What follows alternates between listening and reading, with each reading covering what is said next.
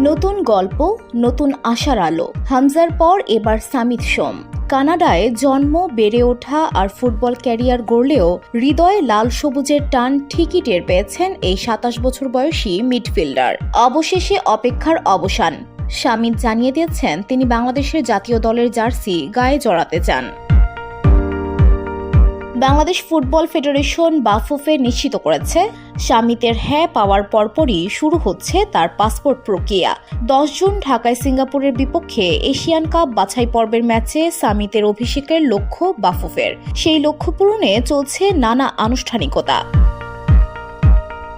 সামিত বর্তমানে খেলছেন Canadian premier লিগের ক্লাব কালাভারি এফসিতে। এর আগে কানাডার অনূর্ধ্ব-২০, অনূর্ধ্ব-২১ এবং জাতীয় দলে অংশ নিয়েছেন তিনি। যদিও কানাডার হয়ে খেলার ফিফার অনুমোদনও লাগবে, তবে বাফুফে আশাবাদী যে কোনো জটিলতা ছাড়াই সবকিছু সম্পন্ন হবে। বিদেশে বেড়ে ওঠা বাংলাদেশি তরুণদের জাতীয় দলে আসার এই ধারা আরও গতি পাচ্ছে। আর সর্বশেষ ইংলিশ প্রিমিয়ার লিগ থেকে আসা হামজা চৌধুরীর ঐতিহাসিক অভিষেক তো আগুন জ্বেলে দিয়েছে ফুটবল প্রেমীদের মনে। সামিতও চান সেই আগুনের অংশ হতে। আগ্রহ দেখিয়েছেন জাতীয় দলের ভবিষ্যৎ সূচি সম্পর্কে জানতেও।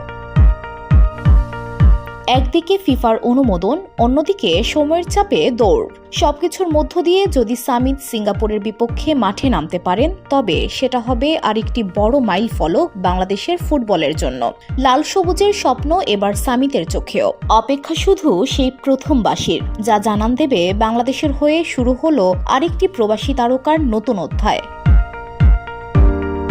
VOD Bangla news desk.